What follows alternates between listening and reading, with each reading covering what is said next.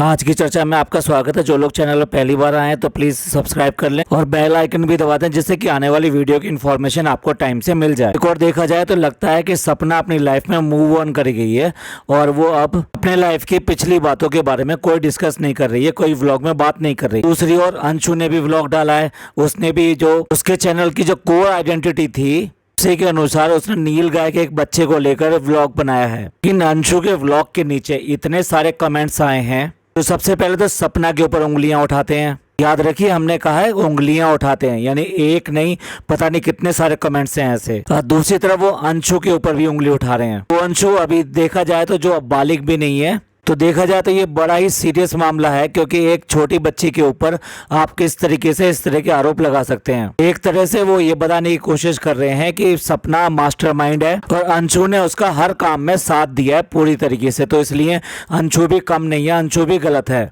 ये देखते हैं वो किस तरह के कमेंट्स है और उनको भी एनालाइज करने की कोशिश करते हैं कि वो कहना क्या चाहते हैं और उसका मतलब क्या निकलता है। पहला कमेंट काफी लंबा है, सबसे पहले हम इसी को ले रहे हैं, इसलिए कमेंट्स अपनी स्क्रीन पर देखिए। जो मैं सोचती हूँ कि तुमने स्नैपी गर्ल वाले चैनल पर जो एडिटेड क्लिपिंग डली थी वो तुमने ही एडिट की थी। यही वो कारण है जिसकी वजह से तुम्हारी बुआ ने तुम्हें निकाल दिया और गाँव भेज दिया। वो तुम्हारे से बेहद नाराज होंगे कि तुमने इसके बारे में उनको नहीं बताया। तो तुम्हारी भाभी ने अपलोड की थी, बता देती बेटा, और अपने मरे हुए भाई की इज्जत और फूफा फूफी यानी बुआ की इज्जत नहीं सोशल मीडिया पर उछलवानी थी। अब देखिए, इन्होंने ये कारण ढूंढ लिया है। इनका कहना यह है कि क्यों करके अंशु को वहां से निकाला गया। तो अंशु को निकालने का कारण बताया, वो ये बताया कि वो जो वीडियो एडिट करती थी सपना के लिए, तो वो वाली जो क्लिपिंग थी जो कि उसने रिलीज करी, जिसमें सूरज जी सपना को मार पीट रहे हैं, और वो वीडियो बनाई थी सपना ने, और वो वीडियो जरूर ही इसने ये एडिट करी होगी, यानी कि अंशु ने एडिट करी होगी।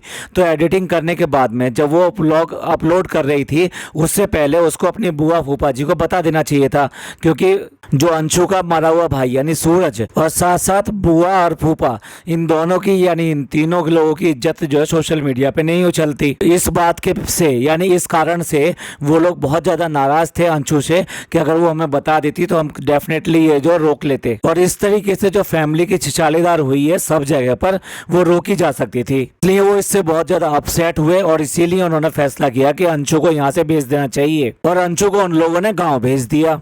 ये आगे देखते हैं, आगे क्या लिखते हैं ये। आप छोटी हो इसलिए आपका ब्रेन वॉश कर दिया था, आपको सही गलत की समझ नहीं है, इसलिए आप इतनी बड़ी गलती कर बैठी। भाभी के पहले आपकी लाइफ में बुआ फूफा जी और दोनों भाई आए थे और उन्होंने आपको बहुत लाड़ प्यार में रखा था। अगली लाइन का मीनिंग थोड़ा क्लियर नहीं है, ये आगे पढ़ते हैं। ऐसे ही आपने इतनी बड़ी बात भाई को नीचा दिखाने वाली अपनी बुआ फूफा जी को क्यों नहीं बताई? शायद इसलिए आपको अपने गांव भेज दिया, नहीं तो इतना बड़ा कांड नहीं हुआ था जिसके कारण वो आपको निकाल देते और गांव से बाहर भेज देते। होती है गलती सबसे, और तुम तो वैसे भी बच्ची हो। आगे से चालाक लोगों से सावधान रहना। फ्री के गिफ्ट देके अपना काम निकाल लेते हैं। उनकी मंशा को पहले से समझना कि वो कहीं मेरे से गलत काम तो नहीं करवाना चाहते हैं। कि इस भाग में इन्होंने सभी तरीके से उसको बरी कर दिया, यानी कि अंशु को बरी कर दिया कि वो तो छोटी है, बच्ची है, उससे गलती हो गई है। लोग यानी कि सपना बहुत ज़्यादा चालाक है और फिर फ्री के गिफ्ट देकर तुमको बहका देती है, तुम्हारा ब्रेन वॉश कर देती है। तुमको ऐसे लोगों को समझना पड़ेगा जो चालाकी से तुमसे जो फ्री के गिफ्ट दे देकर अपना बना लेते हैं और उसके बाद में अपना काम निकलवाते हैं। तुम्हें समझना पड़ेगा कि किसी तरीके से ऐसा व्यक्ति तुम्हारा फ़ायदा तो नहीं उठा रहा है। अब आप समझ रहे हैं ना कितने हद तक इनकी सोच जा रही है। ये कि सपना बहुत ज़्यादा खराब है, बहुत चालाक है, मास्टरमाइंड है एक तरह से, और उसने बच्ची का ब्रेन वॉश कर दिया और ब्रेन वॉश करके उससे सारे काम करवाए, अपना बना लिया, और ऐसा बना लिया कि उसने बिल्कुल भी अपने फूफा और बुआ को कुछ भी नहीं बताया, जबकि उन लोगों ने इसका बहुत साथ दिया, छोटे से लेकर आए, और वो इससे पहले जानते हैं, सपना से भी पहले उसको। देखा जाए तो पूरी की पूरी गलती किसके ऊपर डाल दी? सपना के ऊपर डाल दी इन लोगों ने। और लोग कैसे एक से एक जोड़कर जो ना चार बना लेते हैं, आप देख लीजिए इसको, वो भी छोटी बच्ची के लिए, मतलब जो नाबालिग है। हमें नहीं लगता किसी भी तरीके से वो इतना छल कपट सोचती होगी, समझती होगी ये सब। तो इसी का फायदा उठाकर उसके बारे में इस तरह की बातें की जा रही हैं। इस लंबे लेटर का एक लास्ट पैराग्राफ और रह गया, वो भी बता देते हैं उसने क्या लिखा है। बुआ फूफा जी से माफी मांग लो और शिवपुरी चले जाओ और उनकी देखभाल करो। आप बहुत अच्छी लड़की हो और अपनी एजुकेशन पे ध्यान दो और अच्छी रेस्पेक्टफुल जॉब करो। व्लॉगिंग घर बर्बाद करता है। हमेशा पर्सनल लाइफ को बिल्कुल अपने ही पर्सनल रखो। लोग मजा लेते हैं ब्लॉगर्स की पर्सनल लाइफ के तमाशों का। और एंड में इनकी सोच बिल्कुल क्लियर हो जाती है, यानी कि ये बिल्कुल ऑर्थोडॉक्स हैं। इन्हें नहीं पता कि व्लॉगर्स जो सही भी होते हैं, व्लॉगर्स सारे के सारे व्लॉगर्स गलत नहीं होते। कुछ व्लॉगर्स तो इतना अच्छा इन्फ्लुएंस करते हैं और सोसाइटी के लिए बहुत अच्छे अच्छे काम करते हैं। उनसे लोग इंस्पायर भी होते हैं और उनसे उन लोगों को फायदा भी होता है। बट ये कहना चाहते हैं कि ना सोशल मीडिया के टच में रहो, ना सोशल मीडिया को यूज करो, अपनी लाइफ अपनी बिल्कुल पर्सनल रखो। ये जो इतना लंबा चौड़ा लेटर लिखा है इनका, आप इसके बारे में क्या सोचते हैं? प्लीज कमेंट करके हमें भी जरूर बताइएगा कि आपकी सोच इसके बारे में क्या है। चलिए आप कुछ और कमेंट लेते हैं। देखिए अपनी स्क्रीन पर, अंशु जी आपने सपना को धोखा दिया है, भाभी भाभी करके उसको मूर्ख बनाया है। अब लीजिए इनकी बात सुन लीजिए, ये बिल्कुल ही उलट बात कर रहे हैं। ये ऐसा सोच रहे हैं कि अंशु इतनी सी बच्ची, वो इतनी चालाक है कि वो अपनी भाभी भाभी करके उसको अपना बना लेगी और उससे अपने काम निकलवाएगी। भैया ऐसा कौन सा काम करवा लिया?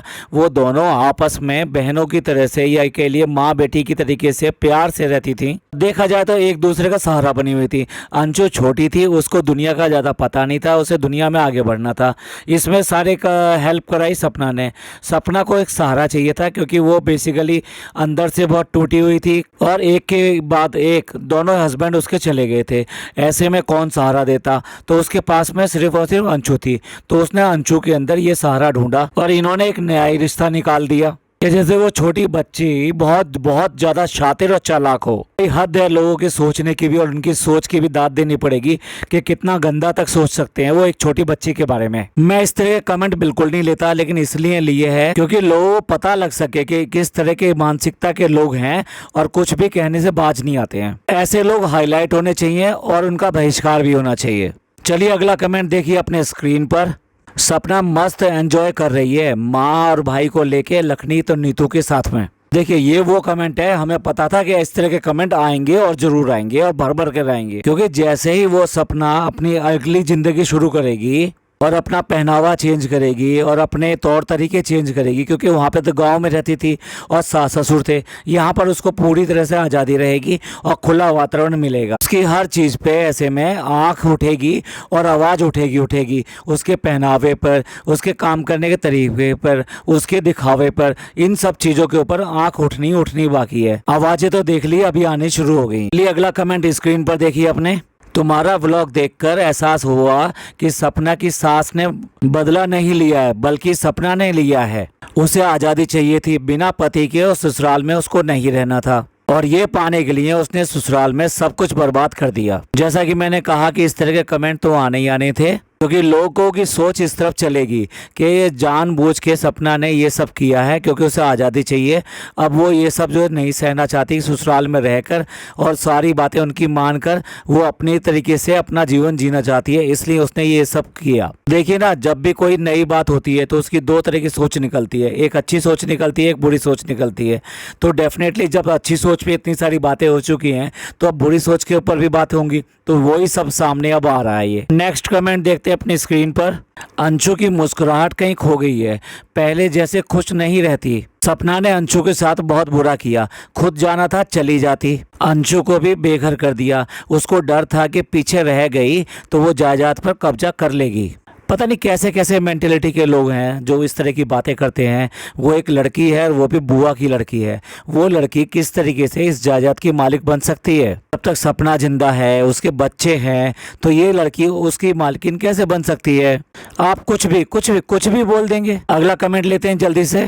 सारा ड्रामा इसके बाप का किया हुआ है, दिख रहा है कैसा बेचारा है। अब देख लीजिए इस कमेंट में उसके बाप को भी खींच लिया है, यानी अंशु के पापा को भी खींच लिया है। अभी तो देखिए कौन कौन मास्टरमाइंड बनता है इनकी समझ के हिसाब से। अगली सोच देखिए क्या कह रहे हैं ये कह रहे हैं कि जब तक मोबाइल है तेरी जिंदगी में कुछ नहीं हो सकता। अच्छा भाई, इसमें जबकि 20वीं शताब्दी चल रही है, AI का युग आ गया है, भी लोगों ने सोच ये रखी हुई है कि मोबाइल से जिंदगी खराब होती है। भाई वाह, क्या कहने हैं आपके। मोबाइल में इतनी अच्छी बातें भी रहती हैं, बुरी बातें भी रहती है, तो डिपेंड करता है कि आप क्या देखना चाहते हो और किस पर काम करना चाहते हो। चलिए एक और सोच को पढ़ते हैं अब। चलो, तुम तो एक आध बार भाभी को याद कर लेती हो बेटा, पर भाभी तुमको याद नहीं करती है। पहले तो मेरी 3 बेटियां हैं करती थी और उससे उसकी जुबान नहीं थकती थी, और अब उसकी जुबान से एक बार भी अंशु का नाम सुनाई नहीं दे रहा है। पर तुम तो बेटा इंसानियत के नाते उसको याद कर रही हो और बहुत ही अच्छा काम कर रही हो। Very good. अब पता नहीं ये उसके व्लॉग देखते हैं नहीं देखते हैं सपना के। सपना ने बराबर हर व्लॉग में अंशु का नाम लिया है, अंशु के बारे में बताया है। जब से लखन के साथ में उसके व्लॉग आ रहे हैं उसमें अंशु का जिक्र नहीं है। उससे पहले अगर आप देखें तो हर व्लॉग में अंशु के बारे में कोई ना कोई सेंटेंस उसने जरूर बोला है। तो लोगों की अपनी अपनी सोच, जैसा आपकी सोच होती है आपको वैसा ही दिखाई देता है, और जो चीज़ आप नहीं देखना चाहते वो आपको कैसे दिखाई देगी? आपको नहीं दिखाई देगी। चलिए जल्दी से कुछ और कमेंट लेते हैं। इनके पास इतना बड़ा घर है, ये क्यों करके प्रॉपर्टी लेंगे? ये शरीफ लोग हैं। सपना तेज है और सही है कि अंशु गांव आ गई अपने माँ बाप के पास। इनकी अगर बात समझें तो ये कहना चाहते हैं कि उनके पास तो ऑलरेडी बहुत प्रॉपर्टी है, यानी यहाँ बात कर रहे हो सास ससुर के पास में, तो वो क्यों करके प्रॉपर्टी और ये सब चीज़ें लेंगे? तो ये कहना चाहते हैं कि वो प्रॉपर्टी लेंगे।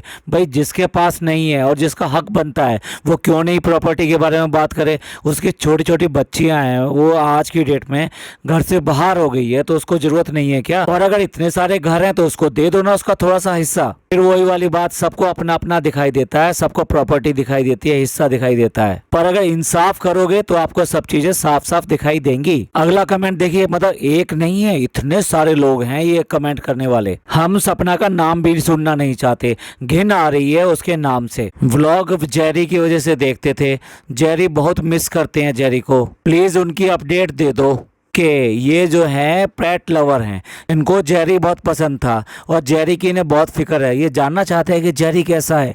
भैया जब इनकी इतनी फिक्र है तो लोगों की भी कुछ फिक्र कर लो, तो सपना के बारे में भी सोच लो, उसके बच्चों के बारे में भी सोच लो। नहीं, लेकिन आप बात करेंगे जेरी की। हम इसको गलत नहीं कह रहे, लेकिन इससे ऊपर भी कुछ बातें हैं जिनको करना चाहिए। चलिए अगला कमेंट देखते हैं। सपना का चरित्र अच्छा नहीं है, वो अंशु को बिगाड़ रही थी। अपने घर रहकर अंशु ठीक रहेगी। ये बातें अभी समझ नहीं आएंगी, बड़ी होकर पता चलेगा कि पिता और परिवार ही सही थे। जैसा अंशु के पिता ने कहा था कि सपना ससुराल वालों को लूट कर चले गई और बाकी प्रॉपर्टी के लिए लड़ रही है। अंशु उससे दूर ही सही है। भाई हद है इनसे तो। भाई इन्होंने सीधे सीधे सपना के चरित्र पे ही आरोप लगा दिया।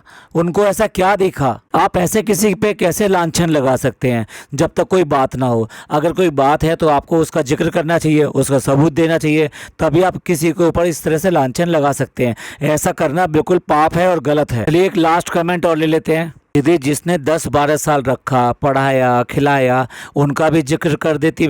भाभी तो तेरी मास्टरमाइंड है, सही खेल गई वो। तेरा स्कूल, तेरी पढ़ाई, कुछ भी सोचा उसने? सिर्फ खुद का सोचा और भाग गई सबको बदनाम करके। टोटल सपना के ऊपर आरोप लगा रहे हैं कि वो ही मास्टरमाइंड है, वो ही सब कर रही है। उसने सबका जो है किसी का भी नहीं सोचा, और उसका अंशु का भी नहीं सोचा, और सबको बदनाम करके, और वो तो अपने रफू चक्कर हो गए और अपने आज़ादी से अपनी ज़िंदगी बड़े मज़े से जी रही है। देखिए ये तरह तरह के कमेंट्स हमने इसलिए लिए कि लोगों की सोच दिखाई देती है कि किस तरह की सोचें और किस तरह की बातें आज की डेट में सपना के लिए चल रही है या फिर अंशु के लिए चल रही है, जो ऑलरेडी इतनी ज़्यादा छोटी है, नाबालिग है, उसके बारे में क्या कहना। लेकिन लोगों को लगता है जैसे कि वो ऐसी सब बात करके समाज को सुधार देंगे, समाज से गंदगी को निकाल देंगे, पर लगता है उनकी सोच ही अपनी अलग ही है। आप लोग इन सब के बारे में क्या सोचते हैं? प्लीज़ कमेंट जरूर कीजिएगा कि आप इस सब के बारे में क्या सोचते हैं। आपको ये ठीक लगता है या गलत लगता है? अपने विचार जरूर रखें। आपके कमेंट्स का इंतजार रहेगा। पॉडकास्ट अच्छा लगा हो तो प्लीज़ लाइक कीजिए, सब्सक्राइब कीजिए और शेयर कीजिए। थैंक यू, धन्यवाद, शुक्रिया।